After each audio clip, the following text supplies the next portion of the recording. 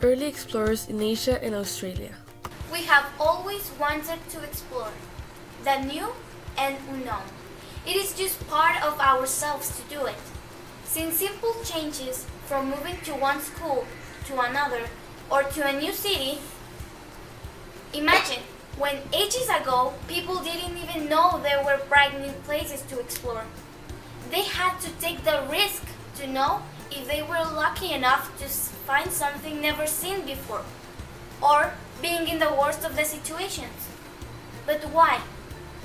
Why do we explore new frontiers? And most importantly, who?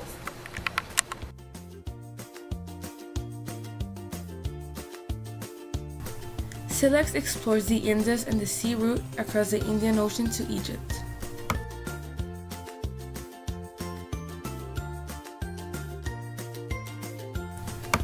Alexander the Great conquers parts of Central Asia and parts of northwestern India.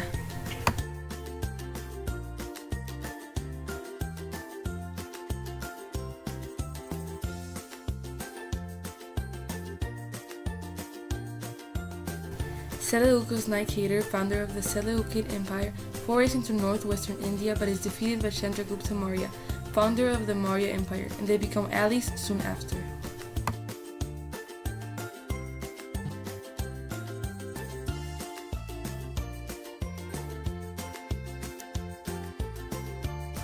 Greco-Bactrian rule in parts of Central Asia and parts of the Punjab region.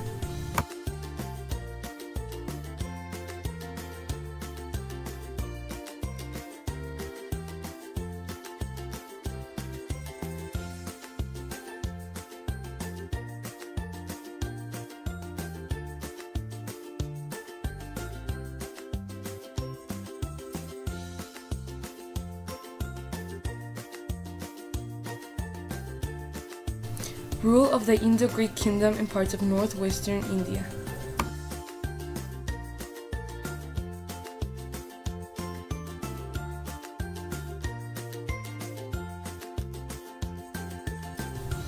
Romano-Chinese relationships begin.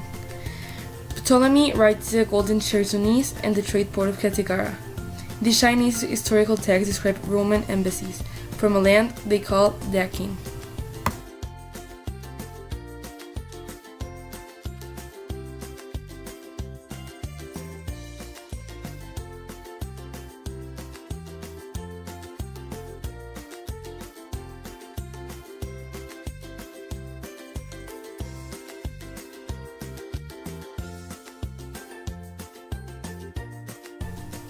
A Roman diplomat or merchant lands in northern Vietnam and visits Nanjing, China, and the court of Sun Quan, ruler of Eastern Wu.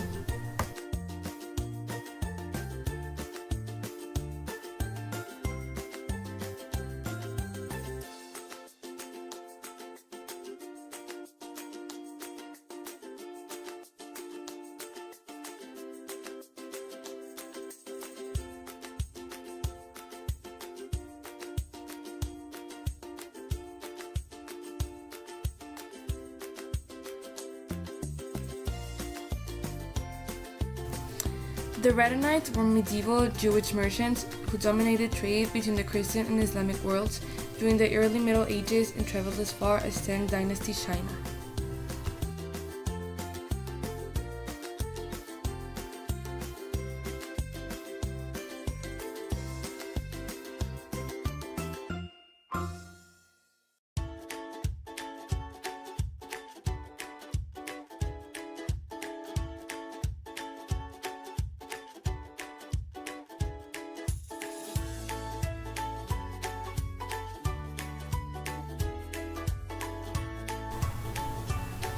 The Navarrese Jewish Rabbi Benjamin of Tudela visits Syria, Palestine, Baghdad, Persia, and the Arabian Peninsula.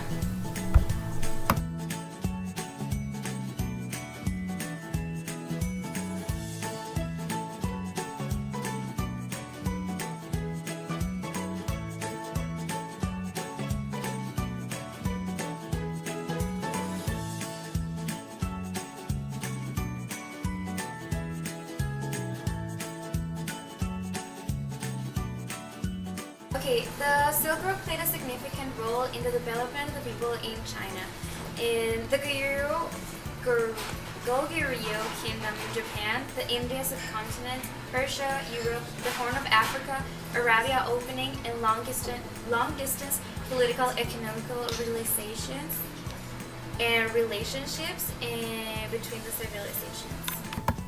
The Silk Route was an Asian network of trade routes that were for centuries central to cultural interaction to regions of the Asian continent connecting the east and west and stretching from the Korean peninsula to Japan and to the Mediterranean Sea.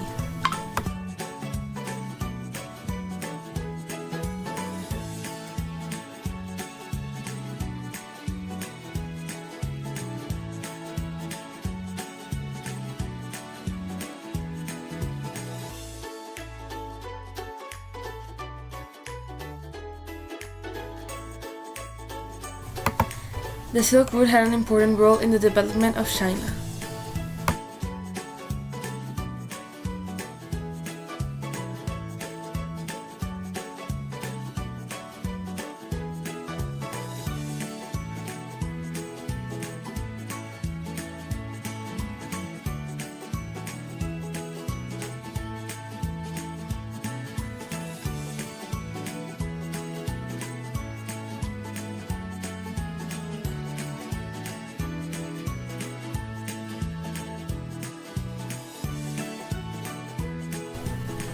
First travel of the Italians Niccolò and Maffeo Polo to China. In 1266, they reached Kublai Khan's seat at Daru, now known as Beijing, China.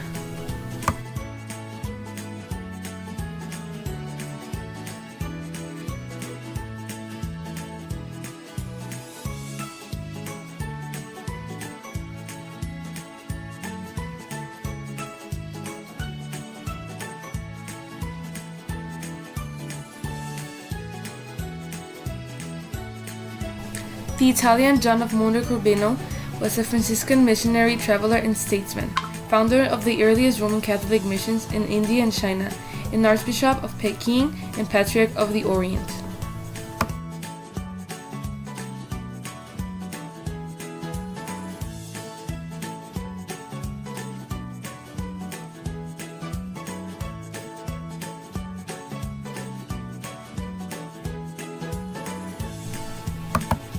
Constantinople falls to the Muslim Ottoman Turks, thus ending Christian rule in the Eastern Mediterranean. Trade in Asian goods becomes much more difficult for the Christian Europe. The stage is set for the Age of Discovery.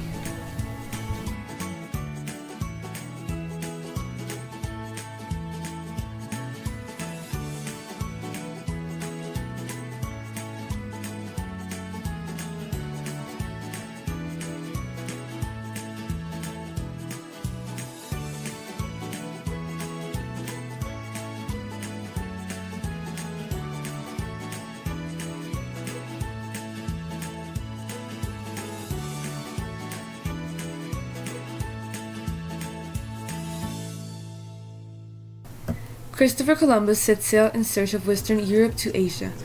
Though unsuccessful in reaching Asia, his successes propelled eventual European expansion, including Asia.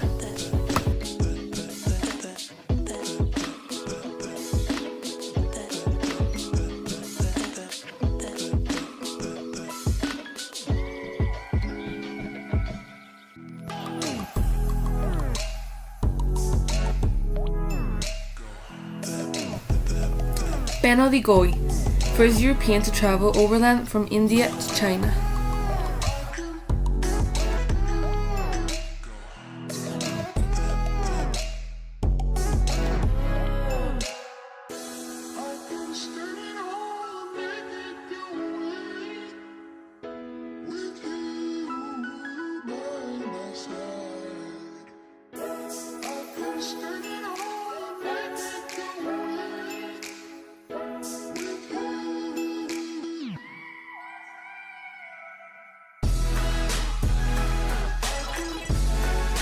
Top 8 Early Explorers in Australia. From the earliest dawn of Australia's history, the beautiful flora and fauna of the country have appealed to discoverers and naturalists. Yet, the old Dutch voyagers who first came to the greatest south land, collected specimens of what they found. And apparently no record exists of any of the country's natural production having reached Europe until long after the names of Indra, the Devil's Land, and the land of the Leeuwen were engraved upon the maps of the world. William Janssen was a Dutch navigator and colonial governor. Janssen served in the Netherlands East Indies, including as governor of Fort Henricus on the island of Solo. He was the first European to see the coast of Australia during his around-the-world voyage of 1605.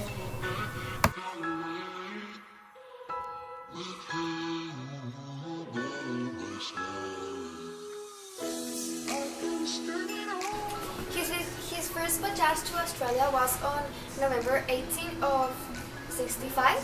The Dolphin sailed from Berkham to the coast of Western New Guinea. On February 26, he made landfall the Penfather River on the western shore of Cape Queensland, near the town of Waipa. Janssen proceeded to chart some 320 kilometers of the coastline, which he thought he was southerly extremely of New Guinea. Finding the land swampy and the people inhospitable at Cape Kirweer, William Janssen decided to return and arrived at Bantam in June 1606. He called the land he had discovered New Zealand, after the Dutch province of Zeeland, but the name was not adopted and was later used by Abel Tasman for New Zealand.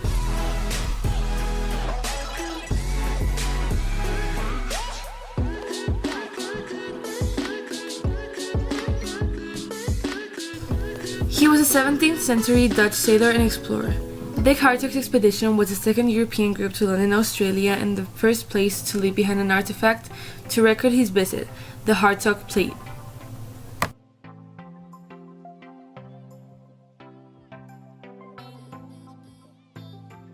On October 25th of 1616, Hartog and his crew came upon a series of various islands which were found uninhabited. Hartog spent 3 days examining the coast and nearby islands. The area was named Endersland after his ship, but this name was not endured. Abel Jens Tasman was born in 1603 in Lutjest, a small village in the province of Groningen, in the north of Netherlands. The oldest available research mentioning him dates December 27th in 1631. He sailed for the East Indies.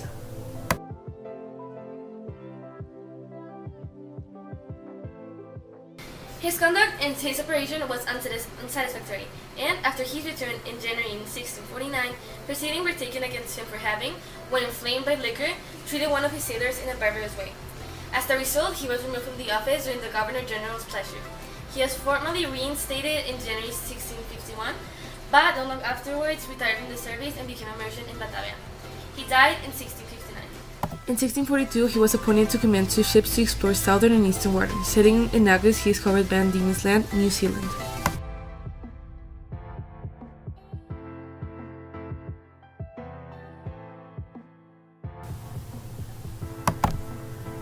Luis Vaz de Torres was a 16th and 17th century maritime explorer of the Spanish expedition, noted for the first recorded European navigation of the strait which separates the continent of Australia from the island of New Guinea. Torres followed the coastlines of New Guinea and claimed possession of the island in the name of the King of Spain on October 18 of 1606. Torres sailed along the southern coast of New Guinea, reaching Orangery Bay, which he named Bahia San Lorenzo. The expedition then sailed to the Gulf of Papua, exploring and charting the coastline.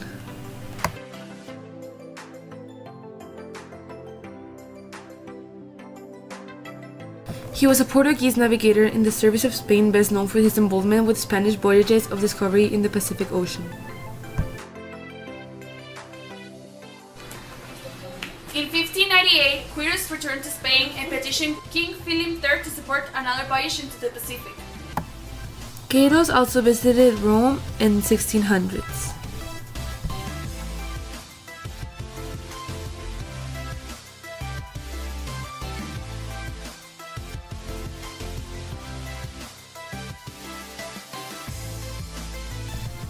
William Vamper was an English explorer and navigator who became the first Englishman to explore parts of what today is Australia, and the first person to circumnavigate the world 3 times. He has also been described as Australia's first natural historian, as well as one of the most important British explorers of the period between Sir Walter Raleigh and James Cook. He landed and began producing the first known detailed record of Australian flora and fauna.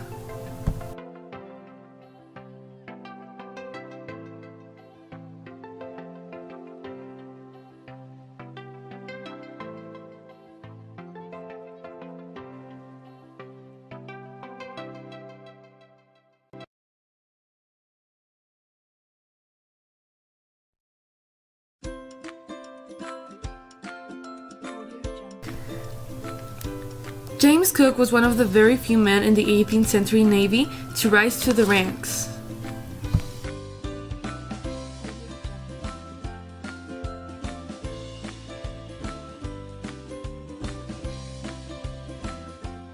Cook was an 18th century explorer and navigator whose achievements were mapping the Pacific, New Zealand, Australia, and that radically changed the Western perception of the world's geography.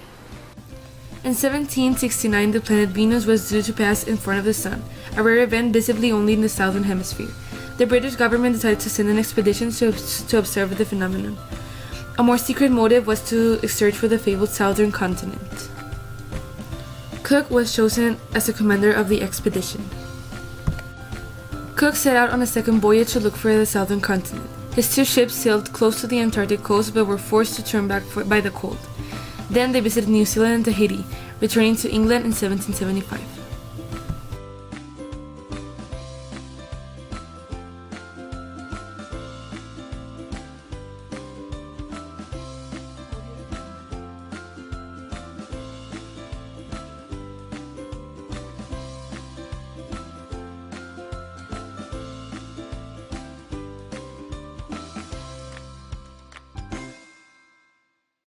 Captain Matthew Flinders was an English navigator and cartographer who was the leader of the circumnavigation of Australia and identified as a continent.